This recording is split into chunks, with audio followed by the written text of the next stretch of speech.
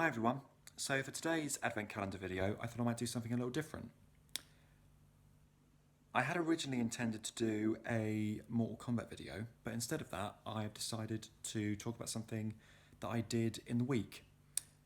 So this week, or the week just gone, I was lucky enough to go along to the London Palladium to see this. Goldilocks and the Three Bears, this year's pantomime to be performed at the London Palladium. It's on this Christmas and runs until January the 12th. It's the fourth consecutive year, fourth Palladium Panto, and the third show that I've been to see. My first was Cinderella, which was the first one. Went along and saw that and thought it was fantastic, and it's still one of my favourite shows that I've seen ever. Mystic Whittington, but I did go and see Snow White, which was last year's pantomime, and this year's pantomime, Goldilocks, I went along to go and see because I was quite interested by it from the word go, because when it was first announced that Goldilocks was going to be this year's pantomime, I thought, this is interesting. This isn't something that you normally see put on. This isn't a show that you normally see being put on, not just in the West End, but generally. There's just a lot of Cinderellas and Snow Whites and Sleeping Beauty, Beauty and the Beast. Goldilocks is a bit kind of more of on the obscure side of things. So I was quite curious to find out what this was all about. Went along, and you do sort of get like a buzz of excitement when you step into the theatre, because the excitement before the show has even started is just to be at the Palladium, really. Because it is a wonderful theatre, really, really lovely, really, really lovely building, and lots of iconic celebrities have worked there throughout their careers.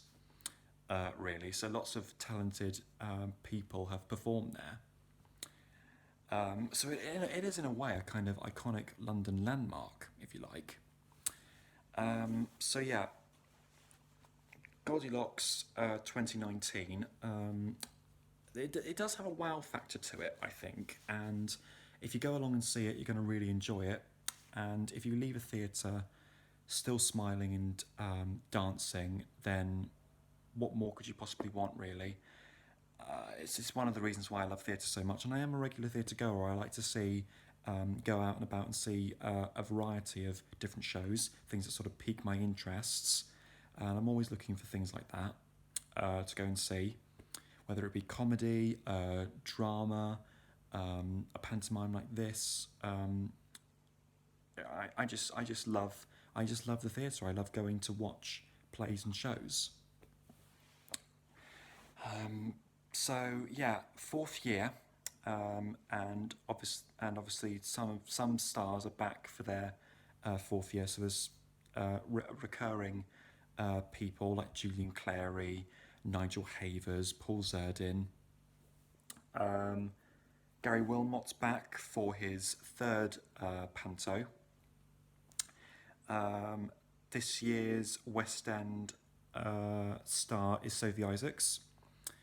The guest role, the big name guest role for this pantomime is Paul O'Grady. Just like last year it was Dawn French, the year before that it was Elaine Page. So Paul O'Grady is back for his second Palladium Panto as the main star, if you like. The Charlie Stemp role is played by Matt Baker. And we've got other great actors like Janine Javinsky, Lauren Stroud, just a diversity of transcendent talent has sort of come along, even in the ensemble cast and the supporting cast as well. Everyone in this show is just fantastic and kind of like a creme de la creme of panto, really. You can't really get a cast as good or as talented as that, really. It's just magical, really, really sort of captivates the magic and fun of theatre, and no other piece of theatre can really do that than pantomime, really, because it encourages to break the fourth wall and interact with the audience, and just the audience themselves just being sat, just really sort of get transported into and just sit back, relax, and enjoy being sucked into the mirth and fun and enjoyment of it all. So, going into a little bit about the story, Gary Wilmot plays Betty Barnum, who owns a circus, and Paul O'Grady, who is the evil ringmaster, Baron von Savage, owns a mean circus, a nasty circus. It's the Circus of Nightmares. And Paul O'Grady wants to put Gary Wilmot's circus out of business. Basically, he wants to set him up to fail, pretty much. And Matt Baker plays Joey the Clown, and all Joey wants to be is star of the show. That's his main ambition. That's what drives him. That's his passion. It's all he thinks about. And there is a sort of show-stopping cast, even within the ensemble cast. He wants to be star of the show, and they come across a rather talented tap dancing, singing, dancing baby bear, who also wants to be star of the show, but she gets kidnapped by Paul O'Grady and taken to the nasty circus. So Matt Baker has to step in to save the day. Goldilocks, Sophie Isaacs, is Betty Barnum's daughter. And there is sort of like traditional things within the show, because you've got the porridge, you've got the beds, you've got the usual stuff in there. But all that stuff normally lasts for about a scene. The majority of the show is just variety performances and variety acts. There's very minimal plot to this, because we don't really get much story until halfway through the first act, pretty much, because each and every individual sort of talent, if you like, every cast member, every star has their moment to shine, has their moment on the stage where they own the stage, and this is their moment. Paul Zerden gets that once or twice. Gary Wilmot has a 7-minute medley where he performs a medley of musicals from London's West End, which is very cleverly done. Paul O'Grady and Julian Clary's banter is just hilarious. The pair of them together in a room, it's really hard not to get into hysterics, because it is just comedy gold, really. The two of them just bounce off each other really well, and they have a wonderful chemistry. They work really well together on stage, and they're just very similar but very different at the same time. So yeah, it's really great and fun to watch them just sort of be on stage and do their thing, pretty much. Some of the jokes are a bit over the top in places, mainly from Julian Clary, because pretty much every other thing that comes out of his mouth is an innuendo. He basically tries to jam in every gay, anal sex and cum joke into what is meant to be a family pantomime. Some of the jokes are a bit over the top in places, like, for instance, to name an example, to joke about being handcuffed to a bar in Hampstead Heath in a family pantomime is frankly disgusting, but it's one of these things where if you do the jokes in such a cleverly crafted way, it can go over the head of the kids and be a complete, because the beautiful thing about panto is that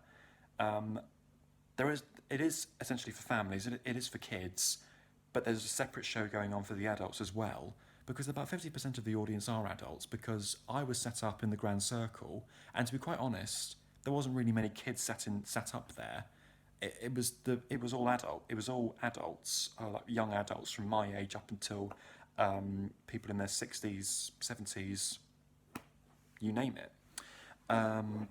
So yeah, there's something for all the audience, really, and there is sort of usual pantomime stuff in there. So there's no really sort of there's no he's behind you, and there's no oh yes he is, oh no he isn't.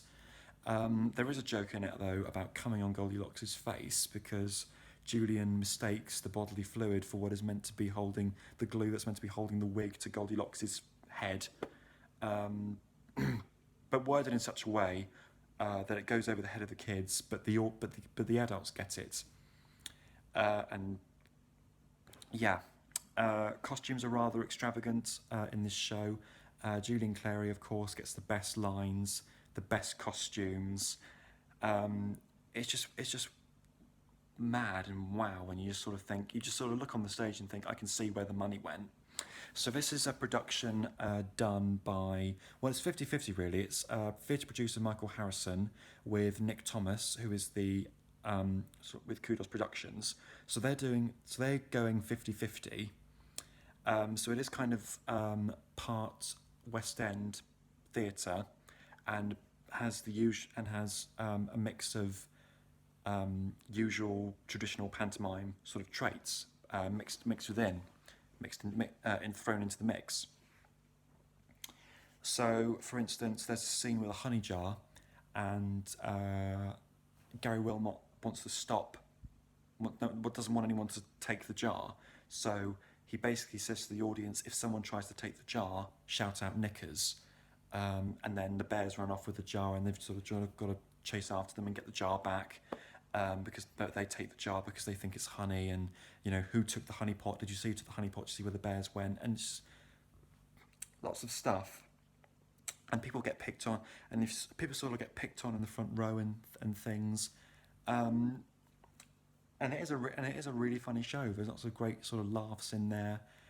My favourite bit in particular was a bit where Julian Clary, Matt Baker, Gary Wilmot, Paul Zerdin, and Nigel Havers perform a song of what jobs would they do if they weren't in the circus, which was hilariously funny. Yeah. And the thing with these Palladium shows is, or these Palladium Pantos is, if it's your first show, you're going to go along and have a ball and really enjoy yourself. If it's not your first show, then some of the jokes start to get a bit repetitive and start to be a bit like, oh yeah, okay, well, we've had this, and it's sort of like you build up your own expectations because it's what you're used to seeing. Like, for instance, Nigel Havers is still kind of like, they still play on the fact that Nigel Havers is the extra, even though they've done it the last 3 years. Even though this year he does kind of have a proper part being Daddy Bear. It took him 3 years, but Nigel, you finally kind of got a proper part in a Palladium pantomime. Paul Zerdin normally does the same stuff because there's like the crying baby, and there's the usual jokes where he says to his puppet Sam, if it wasn't for me, you wouldn't talk. If it wasn't for me, and then if it wasn't for me, you wouldn't eat, kind of thing. Sort of the stuff that I'm used to as a regular, but to other people who've never seen this before, it is hilariously funny. So yeah, there's that. There's lots of show-stopping variety acts. There's a couple on rollerblades or roller skates, and they're sort of zooming about on this platform. Lots of things that could highly sort of on edge and gripping, that it could go wrong at any second. There could be like a fatal accident, there could be a fatality, but there isn't. But you just sort of lean back in your seat like that because you're kind of on edge. It's kind of like watching an audition for Britain's Got Talent. There's a magician who does all these really cool tricks. There's also a showstopper for me, and a highlight for me and for most of the other people in the audience as well, was the motorcyclist. Now, for health and safety reasons, there's this massive ball at the back of the stage, and it's just these motorcyclists zooming around in this ball for a few minutes, and sort of one goes in and the second one goes in, and they're sort of zooming about in this ball. Really, really sort of spellbinding, cool, mesmerising, show-stopping stuff. Lighting creates an atmosphere. There's like a box, like a band, a live band performing in a box underneath the stage. The music is wonderful. All the songs are really good. So, I think overall, it was a really, really wonderful night out at the theatre. Yeah, there wasn't really much wrong for me. I couldn't really find much wrong with this one. if I had to rate it, I'd probably give it a 9.5 out of 10, because I did really enjoy it. And if you just, if it just goes back, I'm repeating myself, but I know I'm repeating myself, but it just goes, if you just leave the theatre still smiling and dancing, and sort of like wow, that's really good. That does create an effect, and there's lots of sort of glitz and glam and confetti, and all these things.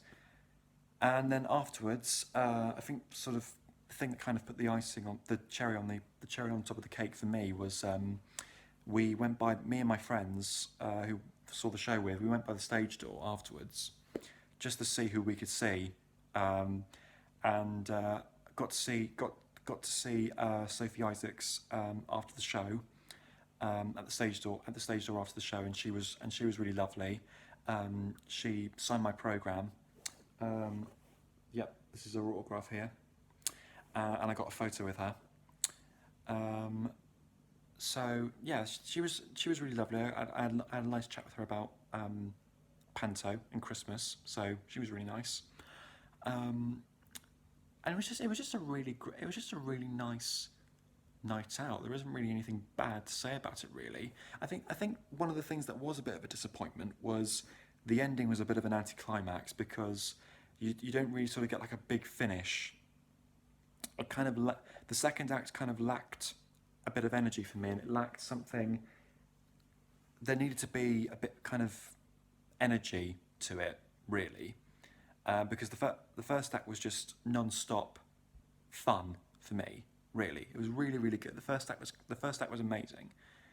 Second act, it kind of lost a bit of that energy, especially towards the end, because Paul O'Grady and Julian Clare would just stop a song for no apparent reason, to have a rant for a good 4 or 5 minutes, and then suddenly it's the end, because the bears get rescued and it's all sort of happy ending. So yeah, the ending was a bit of an anticlimax, a bit of a letdown, but I guess apart from the jokes being some of the jokes being a bit meh, a bit too over the top, for what is meant to be essentially a family pantomime for a family show. Yeah, I can't really find much wrong with this. To be honest, I really loved it. I really did enjoy it. If you haven't seen it yet, I would recommend it. I would recommend you go and see it. So Goldilocks and the Three Bears, this year's London Palladium Panto. It's been really nice to talk about this for a change. If you want to see me do more theatre reviews, then just leave a comment in the box below. There's probably videos sticking out all over my face as I'm talking, as this video is ending, and that's for you to click on other videos within the Advent calendar. And if you want to subscribe to my channel, then feel free to see more of my videos. I'd really appreciate that. Merry Christmas and lots of love.